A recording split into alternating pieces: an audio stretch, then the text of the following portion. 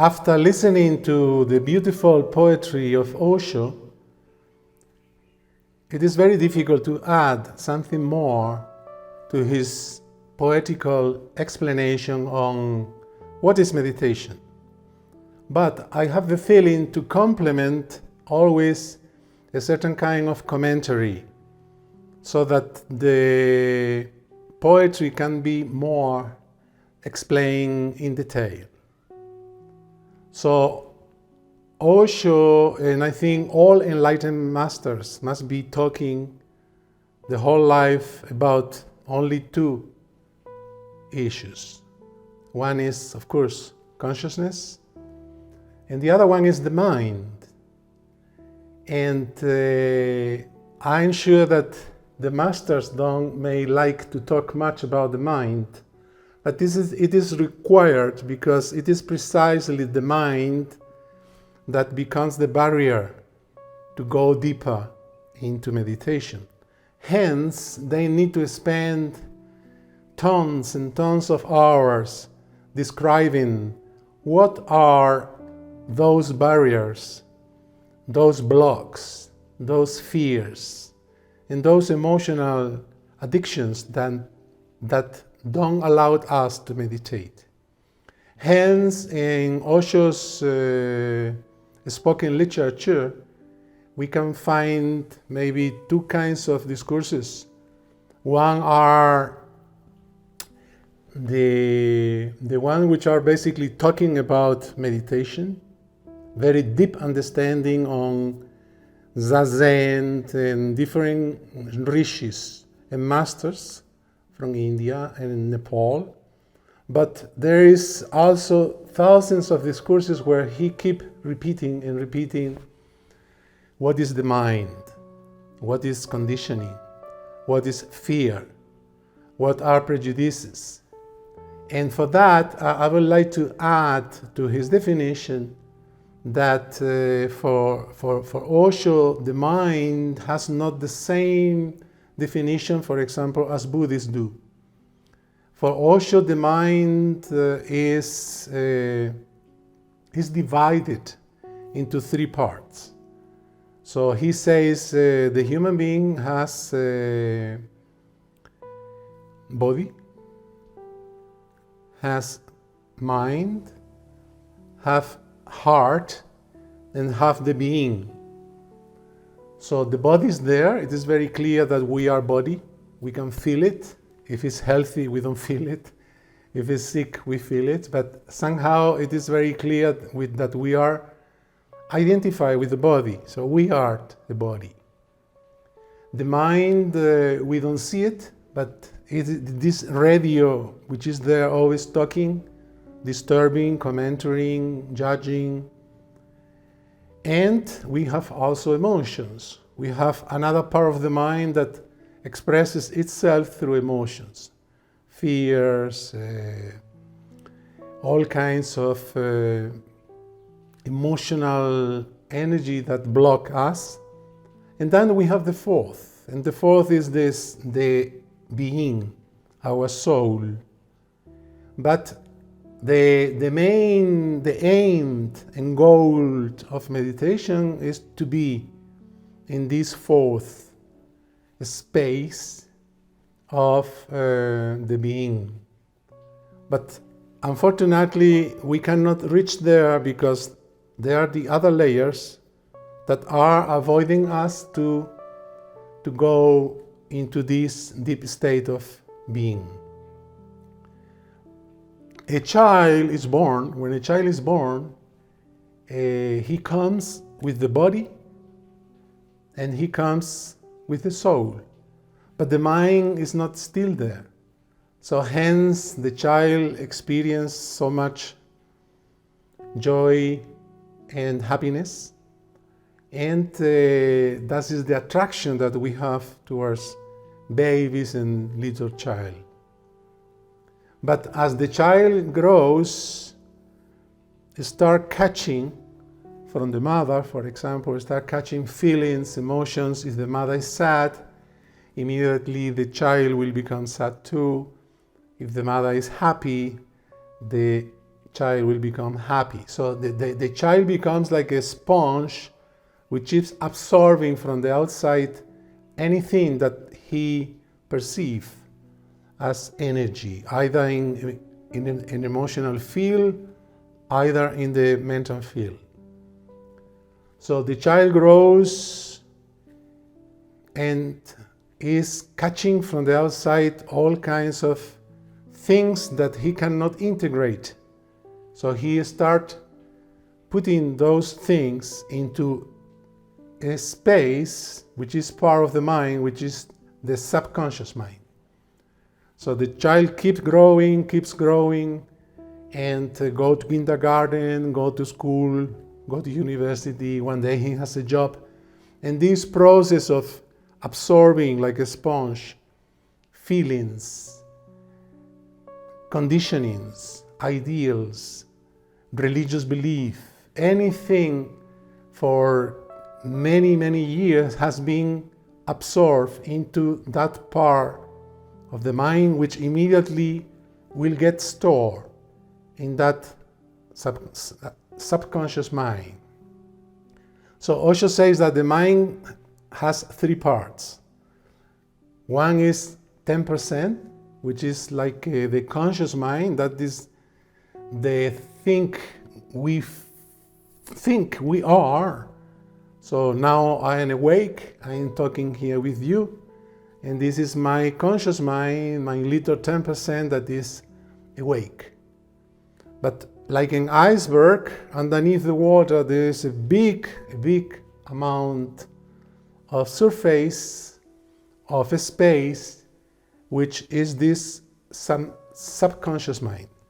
And it is in this space where all the feelings, fears, prejudices, belief, identification has been thrown there, and we have forgotten. We have forgotten about those things. And the third part of the unconscious is still much deeper, which is the unconscious mind, which is the mind that comes through other past life. So the child is born already also with this unconscious collective mind that will manifest in his life as basic fears of survival. So a child also, besides his joy of being a child, is afraid and cries desperately, sometimes because he feels those fears of survival that are coming from the deep unconscious mind. So I have been exposing these three parts of the mind to simply show you that this mind, when the master talks about the mind, he is not referring only to the cognitive part, let's say your brain, your neurons, or your capacity to memorize, or your knowledge, but the concept mind for Osho or for Baba is this big iceberg of which only you know of yourself only a very tiny part. So all men's suffering, everything that disturbs us and don't allow us to be simply quiet, relaxed, and ready to move into this fourth space of the being, all this is because of the presence of the mind. Hence, we cannot reach the fourth, we cannot enter into our being. In other words, we cannot meditate unless the mind is removed. Like an onion is peeled, layers and layers and layers of unveiled things that are revealed by life itself. Memories, wounds, emotional movies from the past. So this process of cleaning the mind Osho work and develop by that Western technique called spiritual psychotherapy. And spiritual psychotherapy has nothing to do with Freudian therapy of psychology. It is a process, a very beautiful process that happens in a group. So the group can be 3, can be 30, but it's a group. And in that group, there is a coordinator, Mero SADHANA, me, in which I propose to talk about different aspects of that subconscious mind. Many kinds of issues that the human being us, we have been repressing for a long time, from childhood. And as the group start talking about these issues, the brave one, basically me at the beginning who speak about my own experience, but the brave one who will follow will take the courage to talk about themselves. For example, Osho talks about the family. The family in many cultures, especially in Hindu cultures, are concepts that are almost godly, untouchable. The family is great. The family is many things. Basically, in poor countries, the family is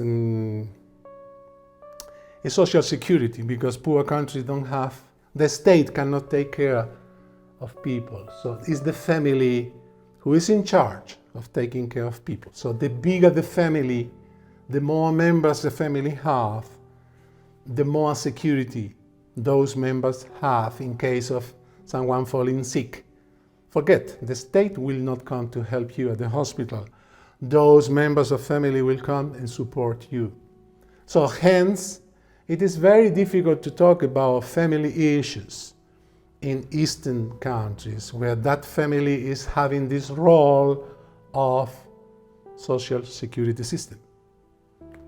But nevertheless, even in the East, as it happened in the West, the family is one of the main sources of neurosis.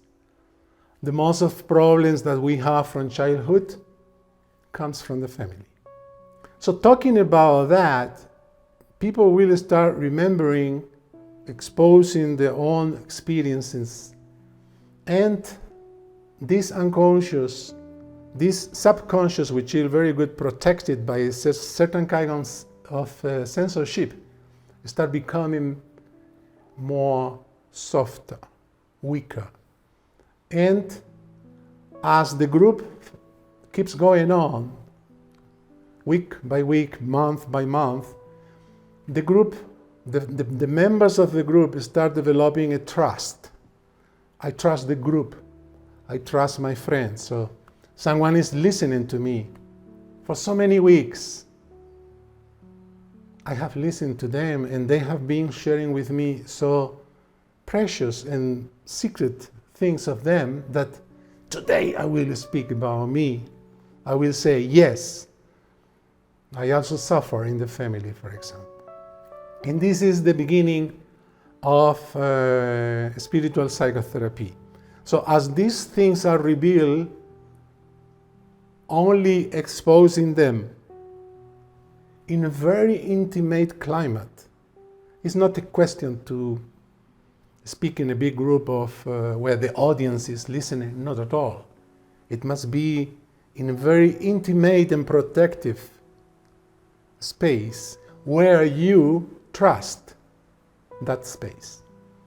And then only because of this process, the wound comes to the conscious mind. From the subconscious mind emerge, and it's already here. And when it's here, it has to be cleaned up with meditation. And this is the moment where methods of meditation take part. They take part in the process of healing. For example, Kundalini as catharsis, or gibberish as catharsis, or Natara's dancing as catharsis of the famous dynamic meditation, if those feelings are heavy or difficult to accept. Or very soft techniques from the East, like simply Nada Brahma, working with singing bowl, devotion, opening the heart, surrendering, asking for healing, Reiki, healing oneself. And this is the fusion. The spiritual psychotherapy from the West and Osho meditation techniques from the East. And both together becomes a tool that has only one goal, which is the fourth. So as this subconscious space is emptied and emptied, see it as if you have in your home a basement. And since childhood, each time you find something, an emotion, mommy is not there, you are afraid, or your brother or sister hit you as a child, you are crying. Every time you find a certain kind of feeling, anger, that disturbs you, you simply put into this basement. So this basement has been filled and filled for so many years that the process is to undo what you yourself somehow did, because in meditation one of the most important laws to grow is to take responsibility that only you is responsible for whatever is there. Difficult to accept, because one thinks, oh, but my brother, my father, my mother, they really were okay. But if you don't accept the responsibility that this is because you identify with it, then you cannot heal. So in Mero SADHANA, we learn all these skills in a very slow process of week by week, month by month, year by year. We are learning the art of meditation, which is very, very vast. And there is nothing really more beautiful than knowing yourself. So this process in all its completeness, even though sometimes may be hard and difficult to accept those fears, emerging up is one of the most beautiful processes a human being can have. To free yourself from those emotional addictions and fears that don't allow you simply to meditate, to go to the being, to the fourth. Namaste.